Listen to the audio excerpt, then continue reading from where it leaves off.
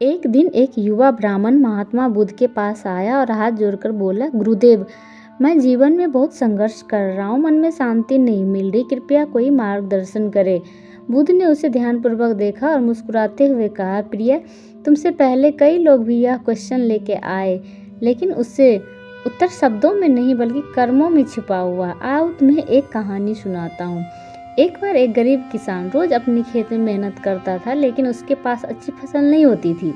वह हमेशा अपनी किस्मत को कोसता रहता था और भगवान से शिकायत करता था कि एक दिन वह साधु के पास गया और बोला, मैं कितना भी काम कर लूँ, मेहनत कर लूँ, मेरी फसल अच्छी होती ही नहीं है, मेरे जीवन में सुख क्यों नहीं आता। साधु ने कहा, तुम्हें सबसे पहले अपने अंदर की बाधाओं को समझना होगा। क्या तुम सच में अपनी पूरी मेहनत ध्यान और खेत में लगाते हो?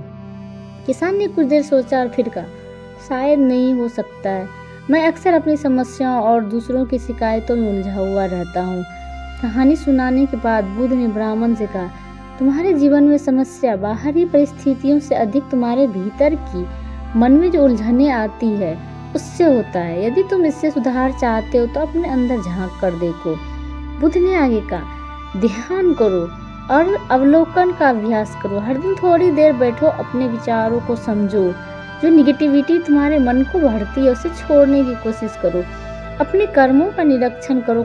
हर दिन खुद से पूछो, क्या आज मैंने सही काम किया? क्या मेरे काम दूसरों के लिए सही थे? अपने अंदर की दीप जलाओ और अपना दिया खुद बनो।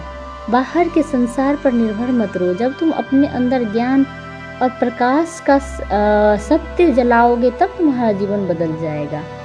संघर्ष को स्वीकार करो। जीवन में सुधारने के लिए संघर्ष करना बहुत जरूरी है।